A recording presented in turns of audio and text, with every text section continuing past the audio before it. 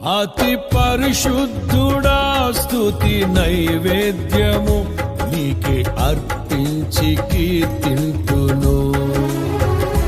నీవు నా పక్షమై నన్ను దీవించగా, నీవు నా తోడువై నన్ను నడిపించగా, జీవింతును నీ కోసమే ఆశ్రయమైన నా యేసయ్యా.